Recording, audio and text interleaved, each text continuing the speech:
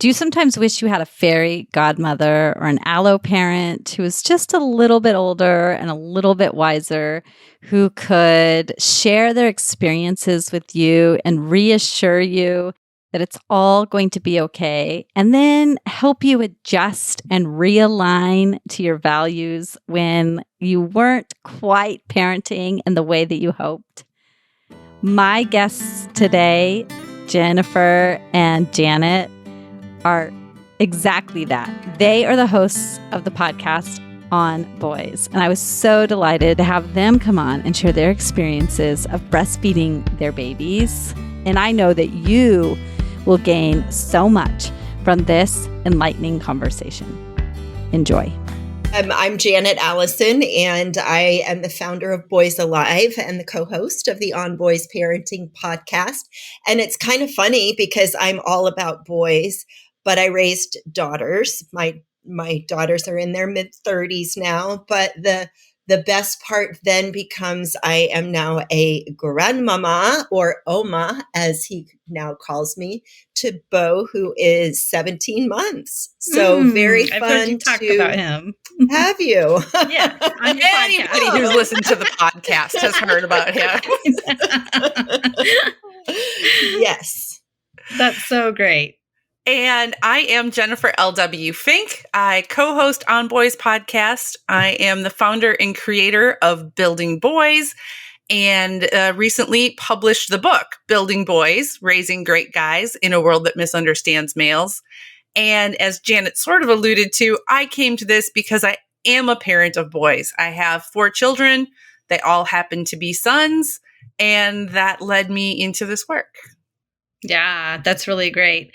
There's a couple of things that I heard on some of your recent podcast episodes. I just recently discovered your podcast, so I haven't gone back into the archives yet. But in some of the recent episodes, I've heard one of the points that was really poignant to me was that a lot of people are kind of afraid of raising boys now, given the current climate, because, of course, we want to raise boys that are kind and respectful and understand consent, for instance. I don't know if those words were exactly used, but that was kind of the takeaway that I was understanding.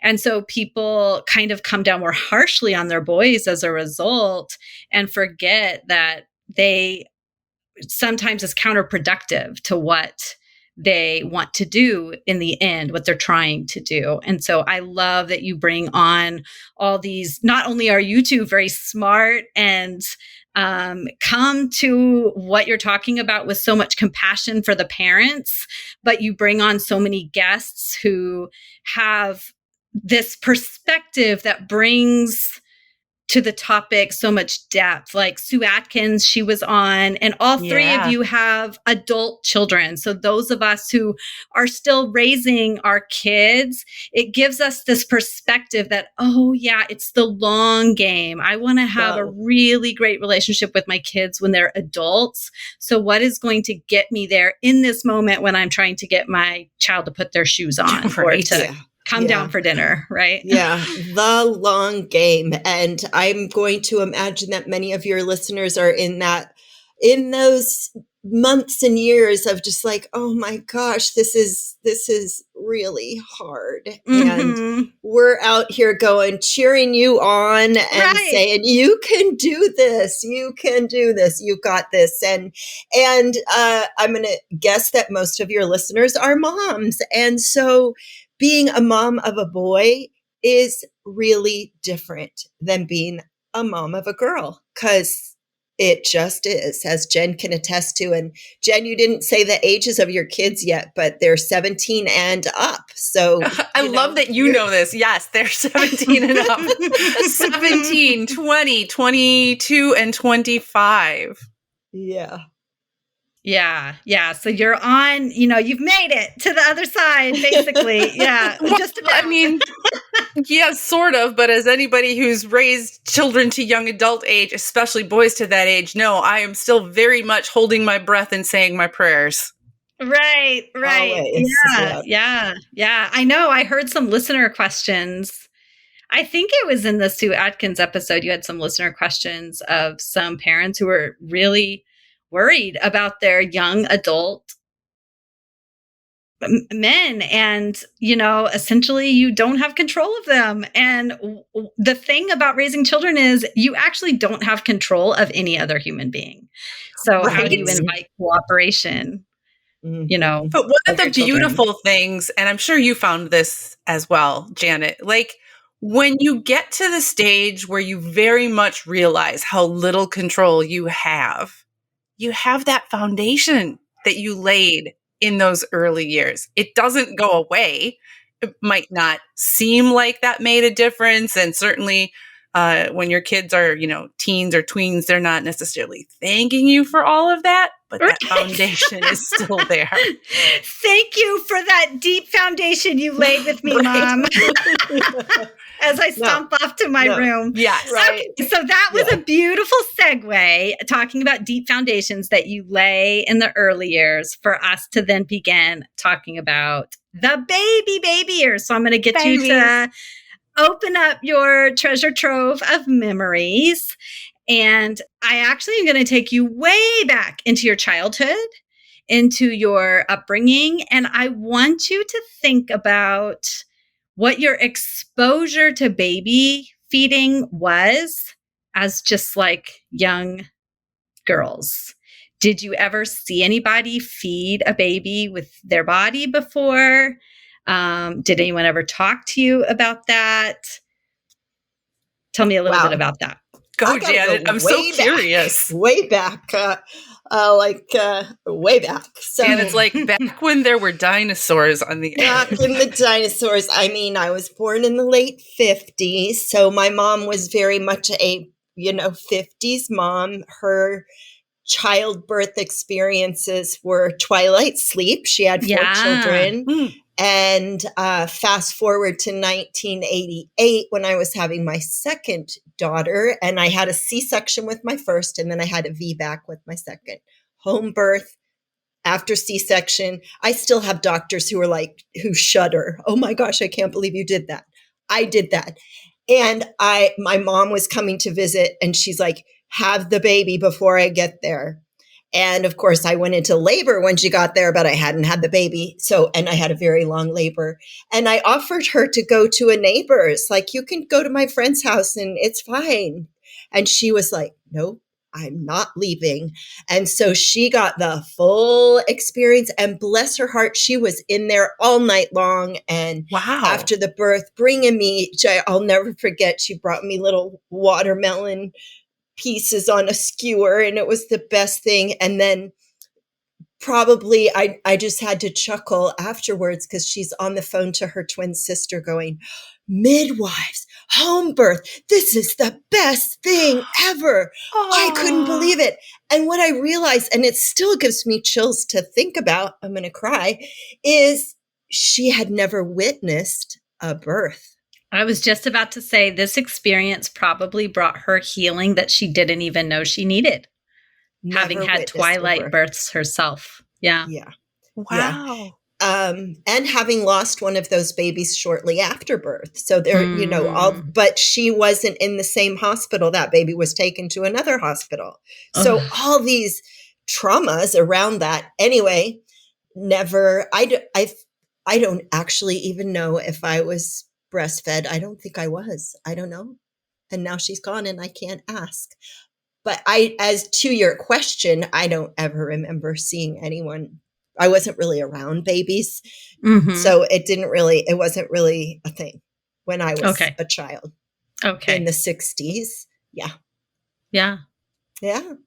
Yeah. All great. right. Thank you. So I was born in the early 70s, and my mom was an older mom at that point in time because she was a Catholic nun before she was my mom. So, very interesting path to motherhood. Anyway, I am the oldest of 6 siblings, so I had a lot of exposure to babies growing up. Like, there was always a baby. We always had a baby. It felt like it anyway. However, there was no breastfeeding, and some of it was cultural, but some of it was apparently, from what my mom told me, she tried nursing me and had some problems, some pain, wasn't her perception, right? Making a lot of milk, had pumped or expressed or something. And her mom and then her mom's second husband were there. And, a little bit of breast milk in the, I'm gesturing here, in the bottle, in the container, and it had a bluish tinge to it. And if you're familiar with breast milk, you know that breast milk can come in various shades and that's normal. But my mom didn't know that in the 70s, and her mom didn't know that. And her mom said something, or her mom's husband said something about witch's milk or something like that, Oh, yeah. And so the advice that my mom got was to not nurse, to not breastfeed. In my family, there is also a very strong history of breast cancer. And my mom says, and I'm saying my mom says because I don't know how this holds up scientifically. And Janet knows my background is as a nurse, so I do have some background in this. That in all of her screening for cancer over the years, mammograms and then other tests, because she did eventually have breast cancer, that they said that she had very right angles on her milk ducts. And therefore, this is why you had such pain with nursing and why it was so impossible for you. And I'm like, I don't know that really holds up, but that's her version of what somebody told her at some point in time. So, I had lots of experience, making bottles and giving bottles to, warming up bottles. But I had never had any experience with breastfeeding. And I don't know if I ever actually physically saw somebody breastfeeding before I did it. Aside from, I did do the breastfeeding classes. And so the instructional videos they show you. But other than that, I don't know if I did. Yeah. Yeah. Isn't that interesting? Yeah. The purpose of the Milk Making Minutes is to explore breastfeeding through the lens of systemic medical and cultural barriers. And this is one of those big cultural barriers, that breastfeeding is a taught behavior. It's a learned behavior. It is actually not an instinctual behavior. Even chimps and gorillas. Did you hear that story recently? With the zookeeper? Yes. Yeah. Yes. Yeah. There was a gorilla that had given birth to a baby, and her first baby, and she had not cared for it. Her maternal instincts had not kicked in. Because she had been orphaned and had never really seen people doing this. Right. So then her second baby, they put a TV in her enclosure that showed gorillas caring for babies and nursing babies. So she gave birth to the second baby. She was doing a much better job of being maternal, but she still had not fed the young gorilla. And so a zookeeper came in with her breastfeeding baby and showed the gorilla how to breastfeed. And then later on that evening, the gorilla breastfed for the first time. Wow. Yeah. And so we were not meant to breastfeed in isolation, right? Humans evolved in these large social groups where every infant had between 5 and 12 allo parents, right? That's why parenting feels so hard now, because we're in these tiny social groups. And even in those large groups, those other allo parents would feed the babies. And so if you had trouble feeding, somebody else would just feed. And so here we are, we give birth to a baby, and the first baby we have ever breastfed, it's often the first baby we've ever seen breastfeed. I remember that you just suddenly took me back to, so I'm at the hospital. It's after my first one is born. And, the nurse is trying to help me position the baby and get the baby breastfeeding. I had never breastfed before. I didn't know what it was supposed to feel like. I didn't know what was the difference between good and not good in terms of, they talk about a good latch and all those things and you see the pictures, but I didn't know what that felt like. And I had hickeys all over my breast because the baby wasn't even on the right spot. He wasn't getting to the nipple. Right. I mean, I was having a hard time seeing what was going on, and he didn't know what he was doing. And when I gained some experience, this is where number 2, 3, and 4 were much easier. By that point, I at least knew how to tell physically the feeling of this is the right or wrong spot. But I didn't know that at first. Yeah. Yeah. How would you? Nope. Right. Yeah. Yeah. That's incredible. Yeah, Okay. So, the isolation is huge. I mean, I had my first baby C-section at the hospital, had the nurse to show me. That was it. And then off uh-huh. I went home. I didn't have any other friends who had had babies. So it was just me and her figuring it out. And that, it went okay, thank goodness. I would say too, it did actually. I mean, I remember some pain, but it was okay. I think my only other source of information at that time was Mothering Magazine. That was it, because this is Mm-hmm. before the internet. So if you right. remember Peggy O'Meara and Mothering Magazine, that was like every month that it would come, I'd be pouring through it, and hearing birth stories, hearing breastfeeding stories was definitely part of my education in how Yeah. to And mother. so Mothering Magazine was a more sort of naturally minded Mm-hmm. publication. Is that Mm-hmm. correct? Yes. Yeah. Okay.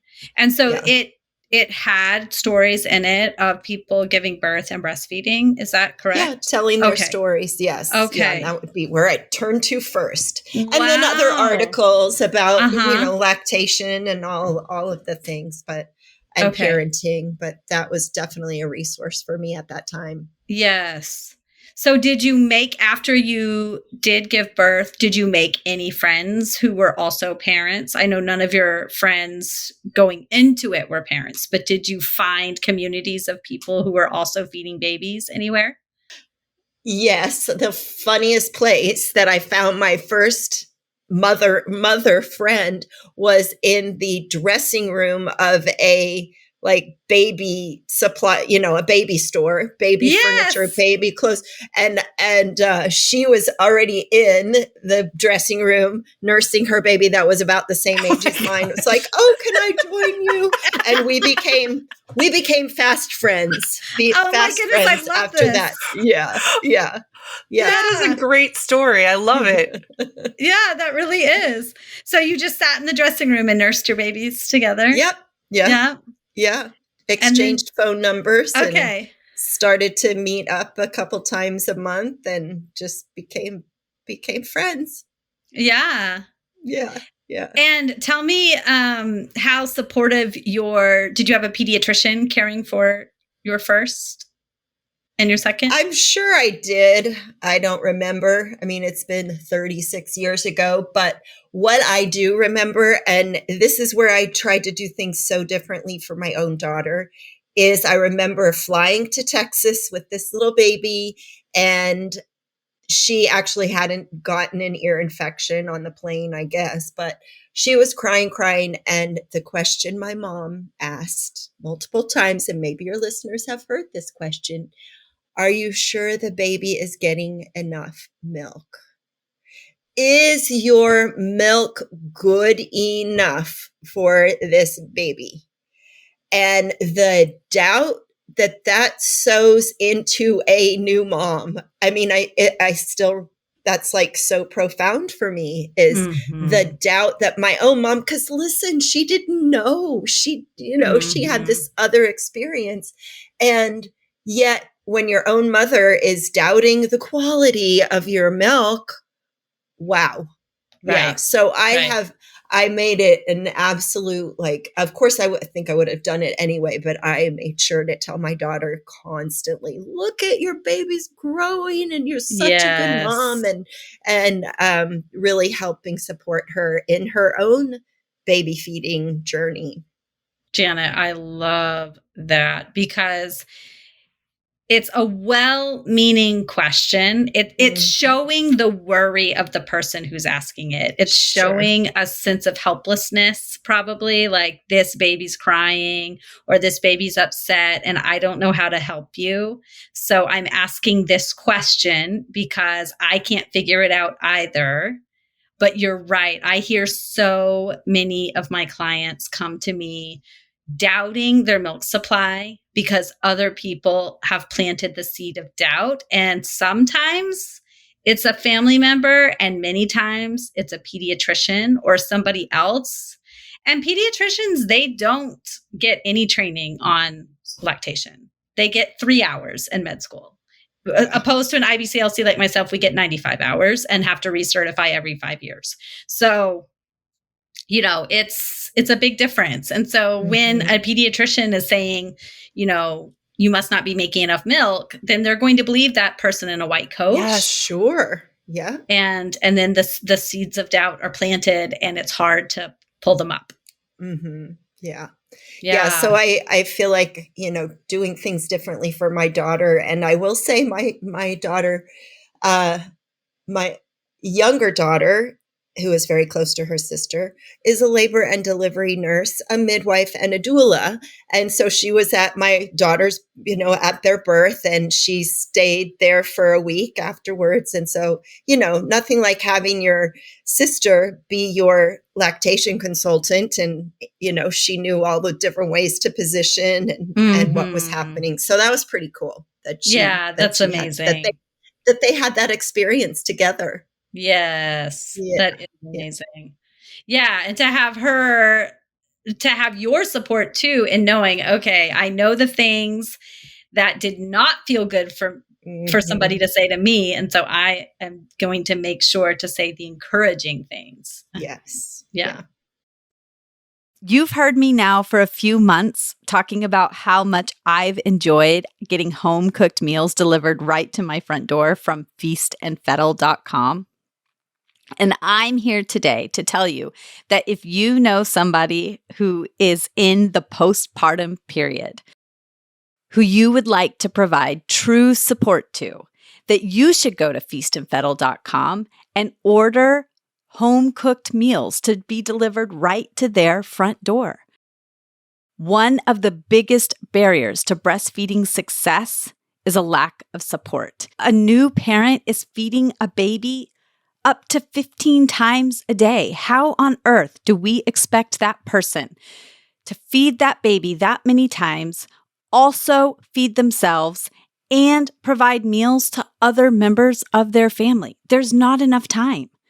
You know how hard it is as a busy parent yourself to try to put meals on the table. Go to feastandfettle.com, use my code MILK, MILK, coordinate which meals they would like to have delivered, and send them a week's worth of delicious meals. And be the person who eases the burden for them. What a gift. I can't think of a better way to support somebody in the postpartum period. If you want to have less anxiety and more confidence so that your parenting journey can feel like you always wanted it to feel, then go to my website right now so that you can have a person by your side who not only knows how you feel, but who combines my expertise of lactation with your expertise of your body and your baby to help you make the next right step in your lactation journey, because that's all you really need to do is make the next right step. And right now, that next right step is going to my website, www.quavinbirthservices.com. And I can't wait to see your name pop up in my inbox or on my phone, on my text messages. Talk to you soon. Yeah. What about you, Jennifer? What happened in the very beginning for you that either helped you along or made things harder?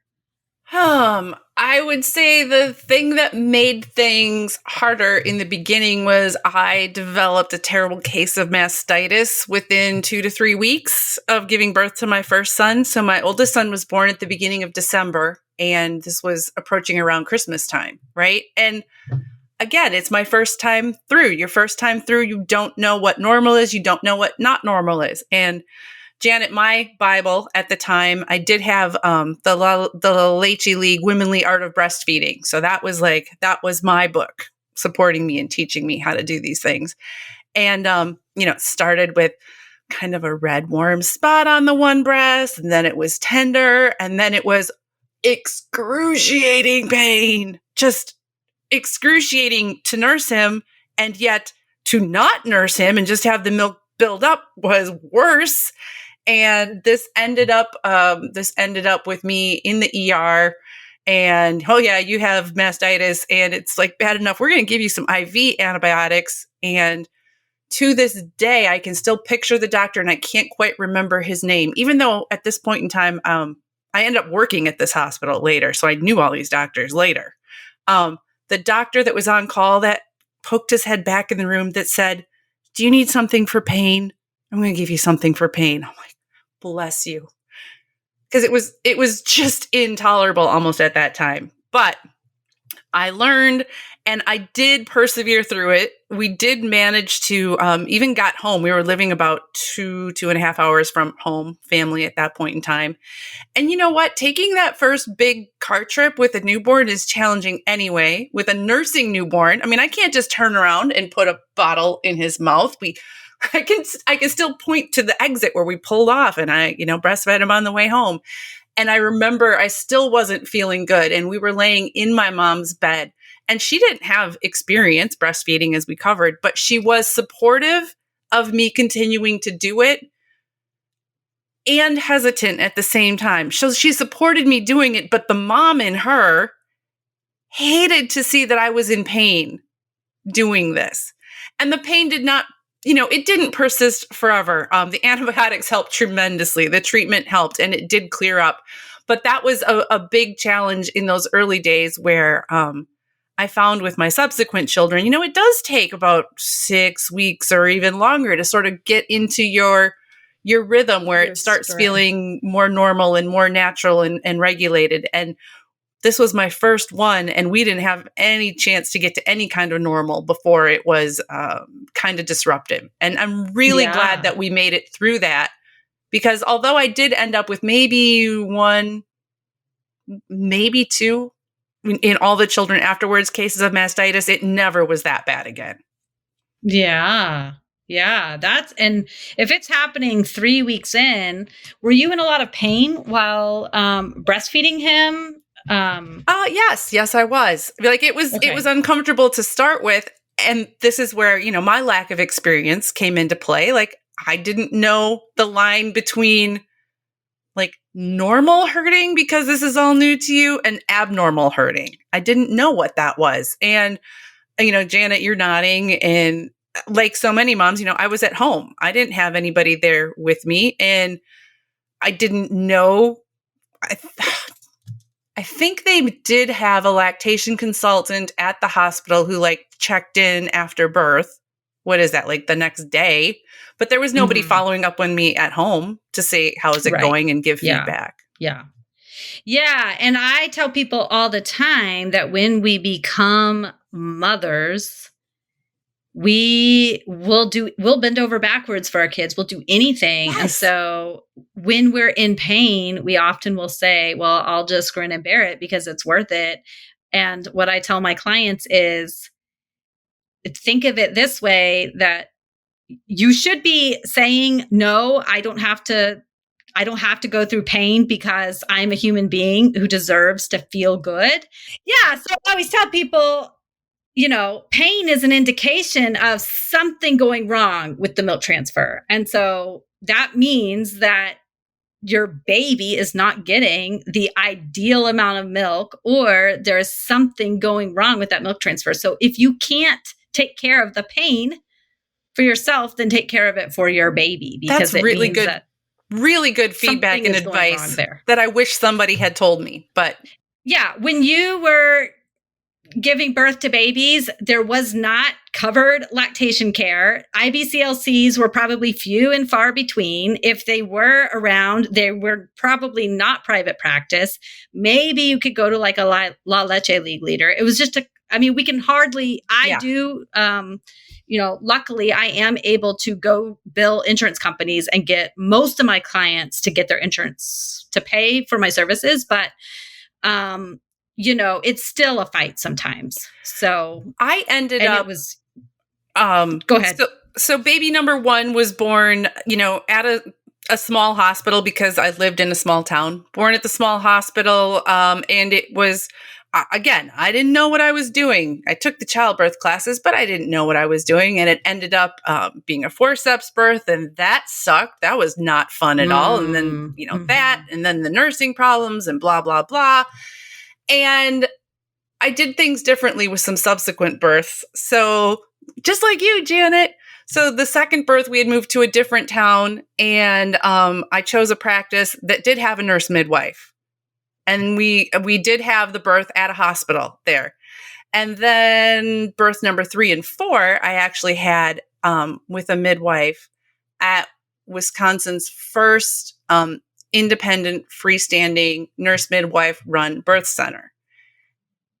And as part of that practice, your package included, like, she came to your house in the days afterward and assessed the baby and assessed mom and assessed how nursing was going. And it was much more the kind of support that I think, women, babies, families really need, because as you both well know, like, getting the baby out is that's just one thing. That's sort of the start in a lot of ways. There's so much that has to happen after that. And just saying, go figure it out is daunting.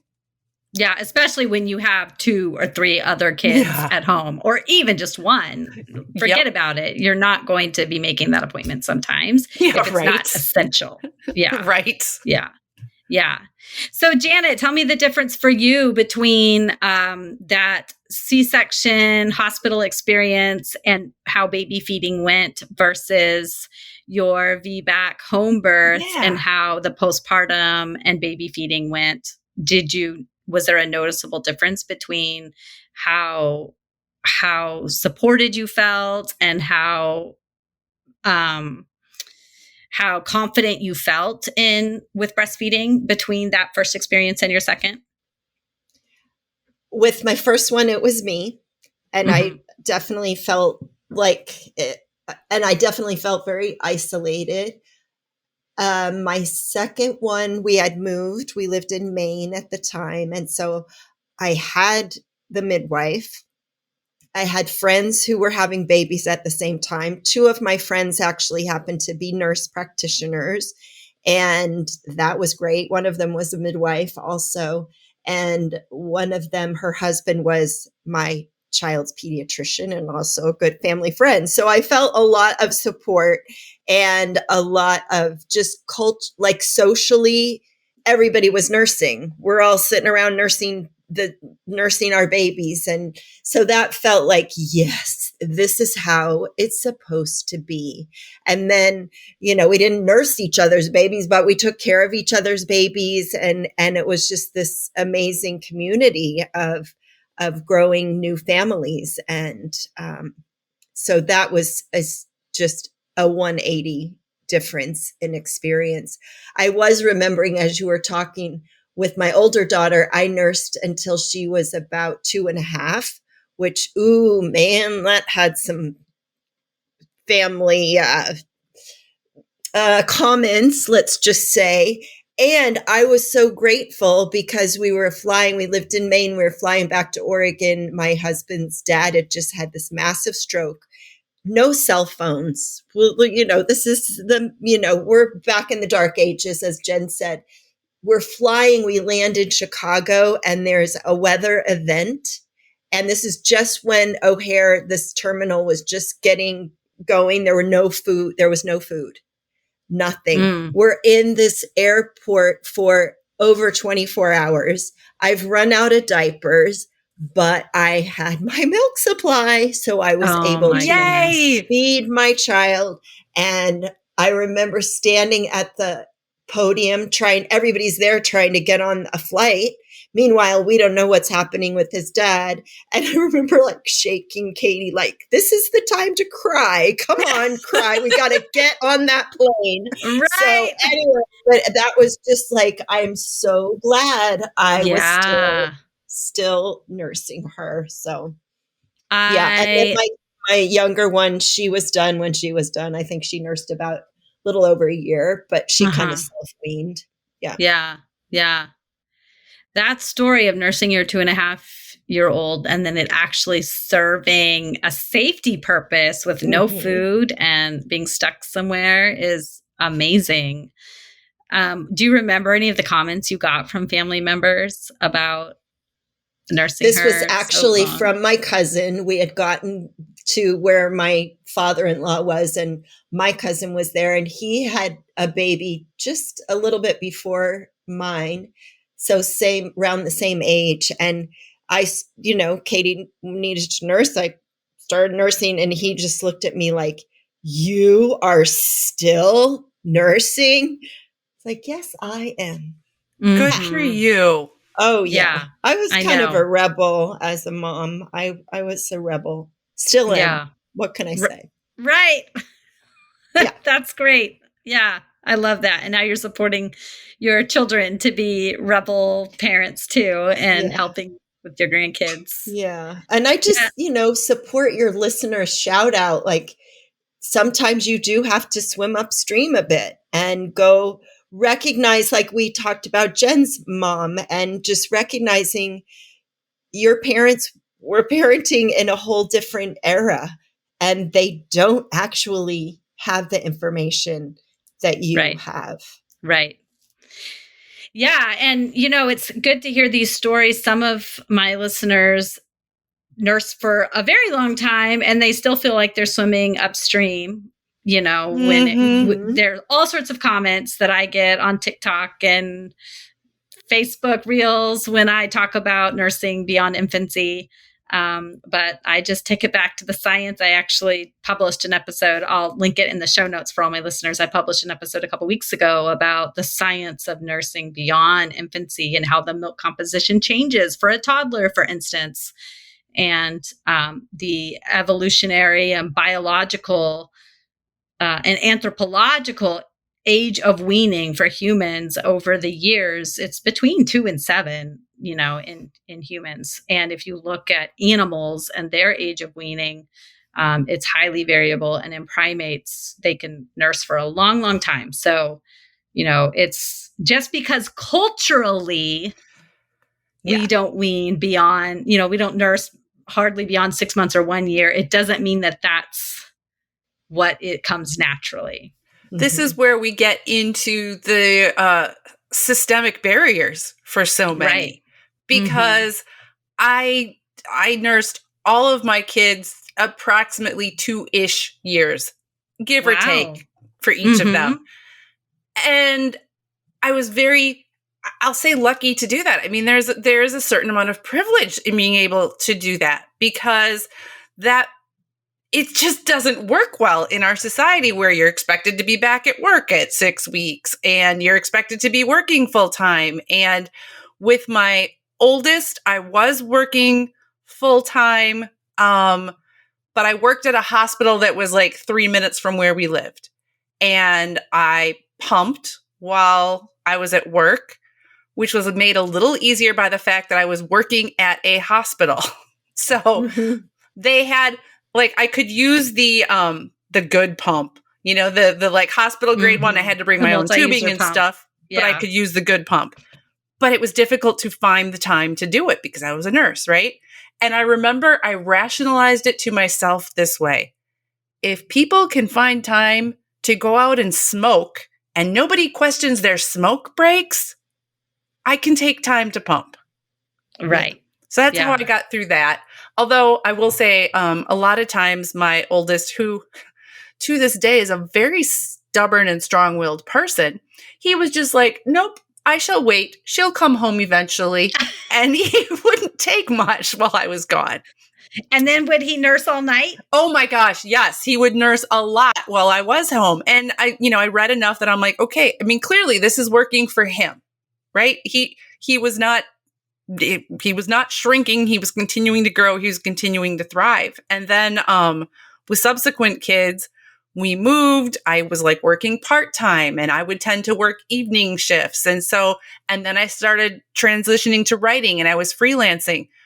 But to continue a nursing relationship for months or years in a culture that makes it difficult for moms to physically be with their children. Yes. Is such an uphill battle. And I think that's why culturally, what we've defined as normal is really evolutionarily not normal, but it serves the culture. So exactly. we are. Right.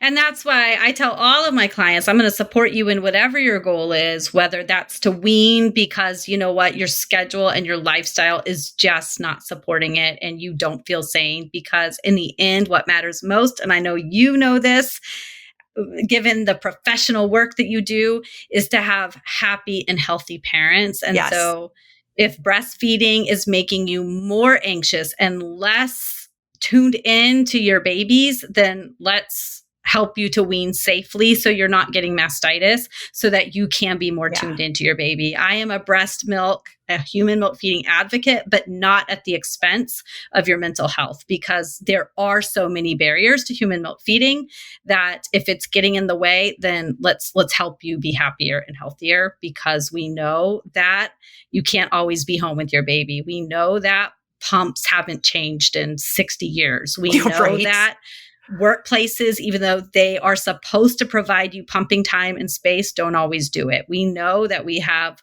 white male dominated workplaces that don't understand what it takes to feed human milk to human babies. So, with so many barriers, there's no guilt in making a different decision. And you know what? As much as I did put a value on, and I'm very proud that I was able to, nurse all of my babies that long. And I'm really, really glad about that. I am, pro human milk as well. I do think there's benefits to that.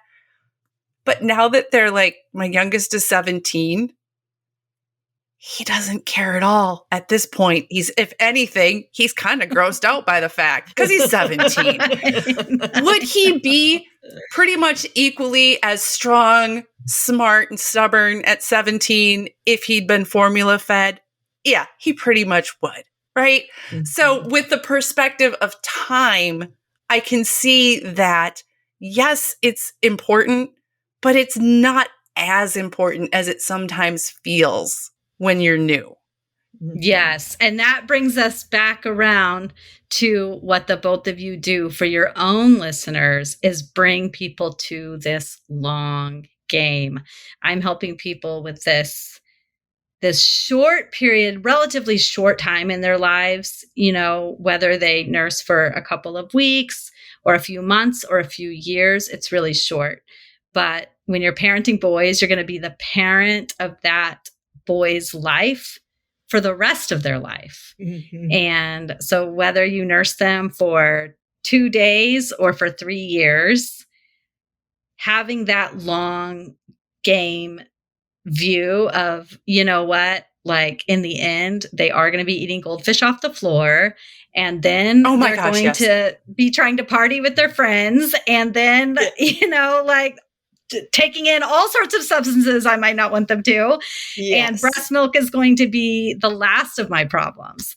Yes. So how, as we wrap up here, what's one piece of wisdom that you would give my Milk Making Minutes listeners about how to gain sort of that long game perspective with both their girls and their boys as they're starting out their parenting journey? I mean, I think Jen and I talk about this all the time on the On Boys podcast, and it doesn't just apply to boys. It is prioritizing the connection. That is the importance. If you're feeding them a bottle or from the breast, it's about the connection that you're growing with your child. And that's the long game. That's the foundation. That's what's going to hold you through the tweens and the teens and into adulthood.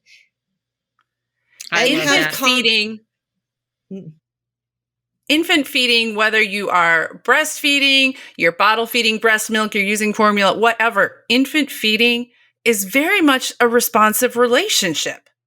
And you are watching your baby for cues and you are responding to your baby's cues. That's the foundation long term. Watch your kid and sort of follow that lead. It's not putting the kid in charge. That's not what I'm talking about. But your kid gives you signals of what they're ready for. And as you evolve from, just strictly milk to experimenting with other foods, right? Your kid starts showing you when they're ready, when they're interested. And this applies to so many things all throughout life. So for me specifically, it was breastfeeding because that's what I did. It taught me how to be a parent, because it is all about that relationship and being responsive. Yes. I love that. Yeah. And in this day and age, when we have our cell phones in our hands and we're so worn out and so tired, it's so easy to take that feeding relationship and turn it into the time when we scroll. And believe You know me, what? I've done it. And it's fine to take that brain break. And also, whether you bottle feed or you breastfeed, a couple of feedings a day, take that time to look into your baby's Yes. eyes and build that connection. It doesn't have to be every single time, but a few times a day, build that connection, and start it early. I was nursing through the years that the Harry Potter books were continuing to come out. I read a lot of Harry Potter books like over my kids' head while nursing. Did you ever drop the book on their heads? I did not drop the book on their head, but all of my children have gotten crumbs on their heads. Yes. Mine too. All I of them. definitely dropped a phone on my children's heads. I do think, those moments of having your baby cradled up in your arm and, they are utterly content, sleep drunk, milk drunk. That's like the moment that I want that back in my head. Like when I'm dying, that is the moment that I'm tearing up thinking about it, because they're just so beautiful and so connected. And yes, I read Harry Potter sometimes or, looked at other things, but there are those moments, and it makes me tear up, and my youngest is 17. Yeah. Yeah. Any moments like that for you, Janet, as we wrap up? Absolutely. I mean, I can remember just nursing both my babies and having that intimacy with them has just been, it was just such a good foundation. And now watching my daughter nursing her son and kind of reliving that for myself, but also just seeing what it does for both mom and child, and having that kind of, next level perspective is just, it's such a beautiful thing. And yeah, there's the times when she's frustrated because he's just nursed all night and he still wants to nurse. And yet I see Bo needing that. Now it's not so much about the food, the nutrition, it's about the comfort and the safety and the connection between the two of them as he's launching out into the world, as his language is developing and his movement. He's got that home to come home to. That's beautiful. Well, thank you two so much, not only for coming to share your experiences from not too long ago on the Milk Making Minutes. Your experiences are not the longest ago that I've had, by the way. Woohoo!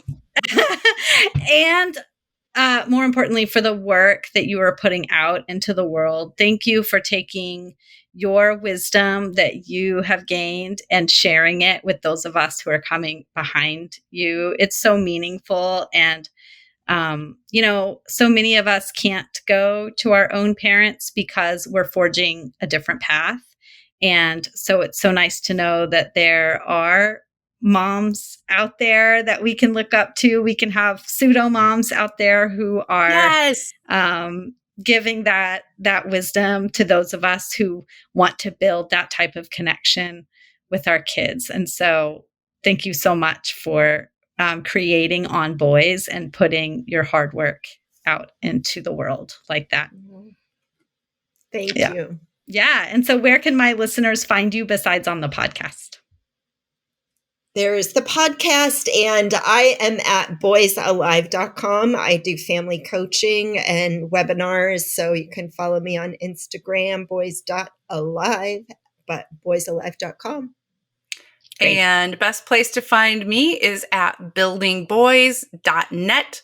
It's in the process of a redesign, but hopefully it will be much easier to navigate very soon. And then you'll be able to easily see my newsletter, my books, and I've got all kinds of blog posts and things from many years. Oh, great. That's awesome. So that was Janet first, Jennifer second, and I'll have everything linked in the show notes so people can easily Thank you for the work that you are doing supporting new parents and new families, because that is, I'm just like thinking, wow, people can now listen to a podcast to get this support. Like, that would have been earth-changing for me back in the day. I know. What does Michael Scott say? How the turntables turn. Exactly. Yes. All right. They've Thank you turned. so much. Thank you, Lo. If you can tell just from this little snippet of a conversation that you could use more of Janet and Jen in your life, then go ahead and subscribe to On Boys on wherever you get your podcasts. And if you're looking for a starting place, I recommend listening to the episode from June 29th called Sue Adkins Tackles Common Parenting Questions, because this one will really apply to everybody, whether or not you have boys or girls. And it sounds like you get to listen in on a conversation between three really smart and thoughtful parents who have raised their kids in the way that you want to raise your children. And they're now, mostly on the other side. And you get to just eavesdrop. So go check it out. And then why don't you come on over to the Making Minutes community group and let's discuss some of the barriers that were talked about in this episode. Did any of these barriers get in the way of baby feeding for you? Did you get enough time off to feed your babies? Was pumping challenging? Did you have people at work give you a hard time? Have you had friends or family members question how long you nursed your babies? I want to know about it. And while we're talking about barriers, why not eliminate a barrier for yourself or for a friend in the postpartum period by going to feastandfettle.com and ordering home-cooked meals for the week so that you can focus on what matters most to you and not have to focus on what you're going to put on the dinner table. Talk to you soon. Bye.